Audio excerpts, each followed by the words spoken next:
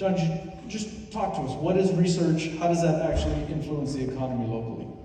Thank you. So I'd like to welcome everybody. This is a great opportunity, and I've been with UTRGV for 6 months as the Senior Vice President for Research.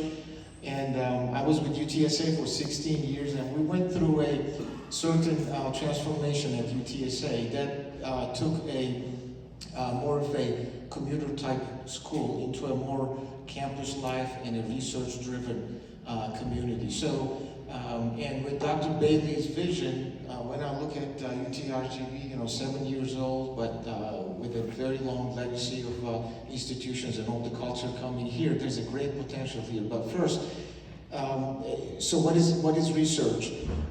Basically, finding the boundary between known and unknown, and then pushing towards the unknown and making it known is simply research. And so what do you do with it? Then it gets into technology development, applied research, and all these things. But overall, the goal is really to improve quality of life. So if you look around in this building, look at the TVs, the AC. There are 3 beams in the middle, and I'm a mechanical engineer, so I'm going to be a little bit more engineering-centric. But everything is part of a research development type of a effort that basically brings us to this level of comfort. And when you put an infrastructure of this sort, of course, it's not just engineering. There are social sciences that affect the whole community, everything. So it's really a chain reaction. When you look at a faculty member in a college, they have 3 types of roles. One is teaching, the other one is research, the other one is partially some administrative service. And part of the research is to figure out in their own discipline the problems to go after, and then to bring it to a level where they can actually bring those examples and the new knowledge to the classroom.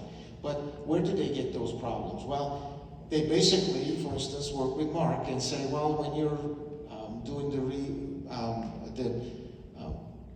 the assembly of, well, actually you're reassembling, just putting them apart, what is the best way to do it? Or what maybe some of the chemicals that are coming out. So what is the impact of those chemicals? So all of these questions is researched within the university setting, the laboratories.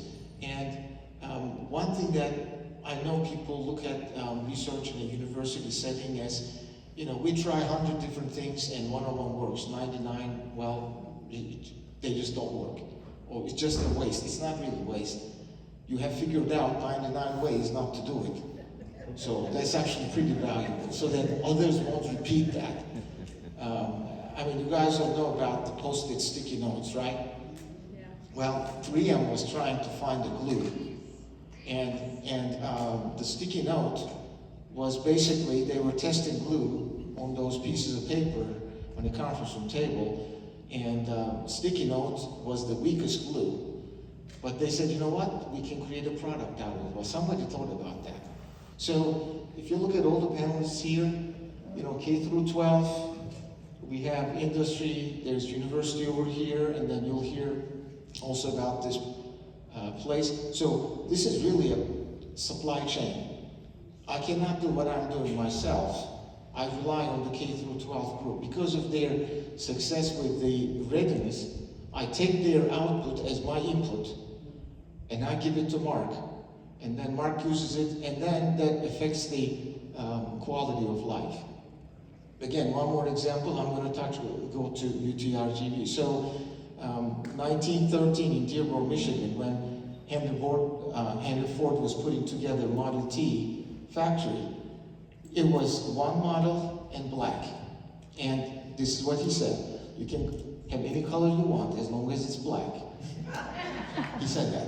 And the idea was to get to market as quickly as possible. And do you know why it was black? Anybody? Huh? Had much black paint. It's the fastest drying paint at the time.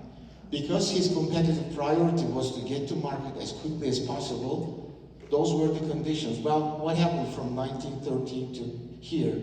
You know, you got on a bus in a different variety. So all of these things, why? Because somebody asked along the way, why not? And the discovery, the innovation process started. So UTRGV is at a point where we're investing internally on research with faculty, with our graduate programs. We cannot do it without our graduate programs. Laboratory facilities, and you can look at research into three phases. There's basic research. Most probably, if somebody comes and talks about some basic research, it'll be a bunch of mathematics and things, and we're going to say, well, what do you do with it?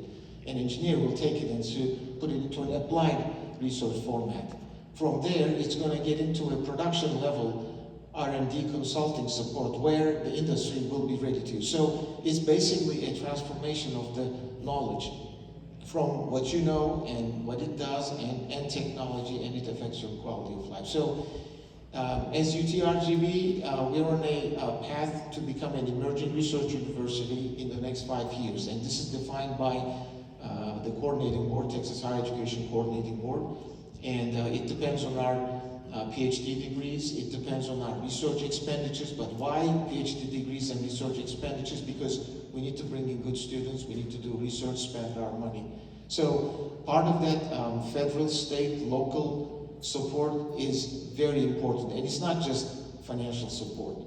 So me sitting next to Mark and talking about some sort of an integration between the two units is a great value to both of us and to the Valley here. So it's really, at the end of the day, it's a partnership model.